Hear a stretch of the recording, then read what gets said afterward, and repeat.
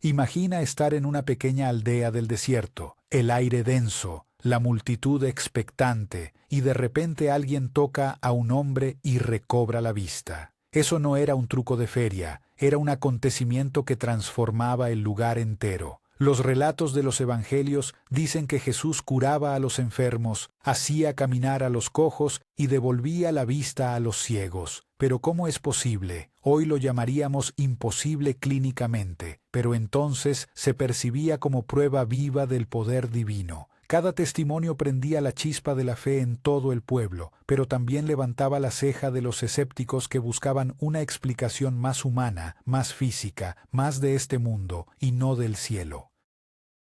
La multiplicación de los panes es uno de los episodios que más ha desafiado la lógica. Jesús alimenta a una multitud de miles con apenas unas pocas piezas de pan y unos cuantos peces. Algunos investigadores actuales sugieren que pudo haber una repartición colectiva, un efecto del ejemplo donde todos compartieron lo que guardaban. Otros aseguran que hay registros simbólicos más que literales. Sin embargo, la sensación de abundancia es lo que permanece. Lo impactante es cómo ese relato cambió la manera de entender la generosidad y la comunidad. Un acto que parece mágico, pero que en realidad podría revelar una comprensión profunda del comportamiento humano y de la psicología de la esperanza. Otro momento que dejó al mundo sin palabras fue cuando calmó una tormenta violenta solo pronunciando palabras. Los pescadores, curtidos por el mar, se quedaron helados al ver cómo las olas se amansaban en cuestión de segundos. Para la ciencia era un imposible, pero para la fe era la confirmación de que incluso la naturaleza obedecía a una fuerza superior. Algunos físicos modernos comparan ese episodio con fenómenos de resonancia o sugestión colectiva, donde la calma del líder contagia a todos y altera la percepción de la realidad. Pero, ¿podría una simple voz detener un vendaval real? Esa pregunta sigue abriendo debates fascinantes. Uno de los milagros más comentados es el de caminar sobre el agua. En pleno lago de Galilea, los discípulos vieron algo moverse entre la neblina. Decían que era Jesús deslizándose sobre la superficie líquida. Los escépticos modernos investigaron condiciones del clima, capas de hielo e ilusiones ópticas. Sin embargo, nada logra explicar del todo el desconcierto y el asombro de quienes lo presenciaron. ¿Fue un fenómeno natural extraordinario o una manifestación que superó las leyes conocidas? Cada teoría abre un abanico de interpretaciones que alimenta tanto la ciencia como la mística, porque, al fin y al cabo, lo que ocurrió cambió la forma en que se entendía lo posible. Curaciones instantáneas. Paralíticos que se levantaban y caminaban. Personas consideradas incurables recuperando su salud frente a todos. Hoy, algunos neurocientíficos estudian el poder del efecto placebo y la autosugestión. ¿Y si Jesús comprendía intuitivamente ese potencial psicológico cuando nadie más lo hacía? Un estímulo verbal, un toque y una mirada pueden activar reacciones biológicas profundas. Tal vez el milagro estaba en conectar la fe y la biología humana en un solo pulso. Lo asombroso es que esos relatos se repiten una y otra vez en diferentes lugares y con distintos protagonistas, siempre acompañados por la misma emoción, esperanza transformada en acontecimiento. Cuando Jesús convirtió el agua en vino en una boda, abrió un portal entre lo cotidiano y lo imposible. Muchos historiadores piensan que ese acto, más que un truco físico, fue un símbolo poderoso del cambio interior. El agua representa la pureza, el vino la celebración y la plenitud. En términos científicos, hubiera requerido alterar la composición molecular del líquido, algo que, incluso hoy, está lejos de nuestra tecnología. Pero si interpretamos el milagro como una metáfora, habla de alterar la naturaleza de las cosas mediante la intención. Lo real y lo simbólico se mezclan hasta que uno no sabe dónde termina la fe y comienza la magia de la materia.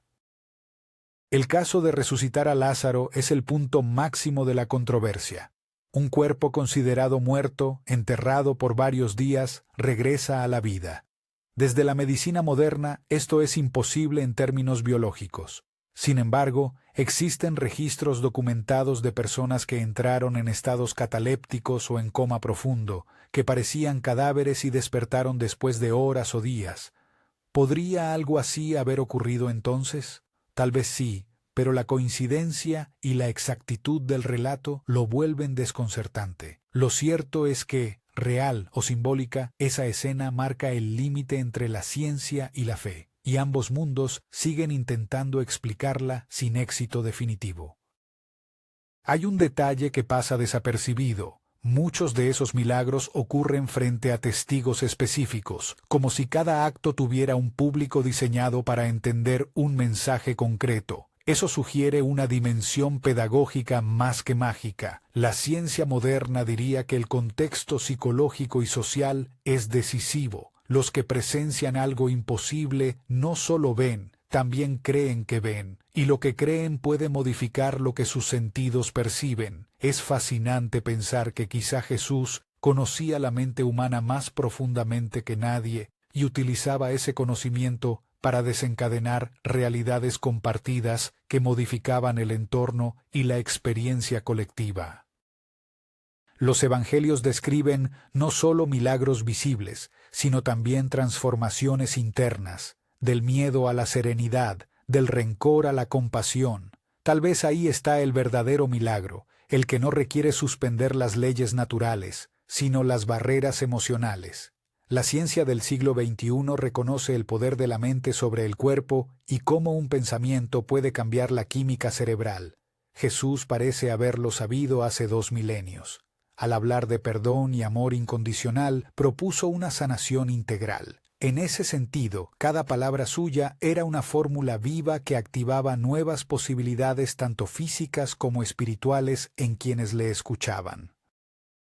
El detalle más impactante es que en varios pasajes los que fueron sanados tenían que creer antes de ver el resultado.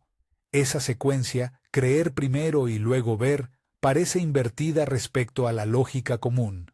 Hoy sabemos que la fe y la expectativa positiva pueden provocar respuestas fisiológicas medibles. La fe, en efecto, modula hormonas, regula el sistema inmunológico y puede acelerar la recuperación. Tal vez los milagros no eran rupturas de las leyes naturales, sino interacciones extremas entre mente, emoción y materia. Al final, tanto creyentes como científicos observan el mismo misterio. La creencia cambia la realidad más de lo que imaginamos. Hay investigadores que analizan los milagros con técnicas modernas de historiografía y física cuántica aplicada a la conciencia. No se trata de validar o refutar, sino de comprender. ¿Puede la mente sincronizar con el entorno hasta alterar su estructura? Existen experimentos que muestran cómo la intención humana puede modificar campos aleatorios de datos. Si eso ocurre en laboratorio, ¿por qué no en una situación cargada de emoción ante un líder que concentra la fe colectiva? Quizá Jesús dominaba algo que hoy apenas vislumbramos, la comunicación entre la conciencia y las leyes del universo, una especie de ciencia divina que aún no hemos descrito completamente. A través de los siglos, esos relatos inspiraron arte, música, literatura y revoluciones espirituales. Lo sorprendente es que, cuanto más avanza la ciencia, más difícil resulta descartar por completo los milagros. No por su literalidad, sino porque cada descubrimiento sobre la mente, la energía y la percepción parece acercarnos a esa antigua posibilidad. Se ha demostrado que la observación altera el resultado de los fenómenos microscópicos. Entonces, ¿podría la fe, en un nivel profundo, ser una forma avanzada de observación que construye realidad? Esta hipótesis, aunque osada, conecta el laboratorio moderno con los relatos de hace 20 siglos. En las aldeas donde se contaban los milagros, la reacción no era de simple asombro, era contagiosa. Quien oía una historia de curación empezaba a creer que todo podía cambiar.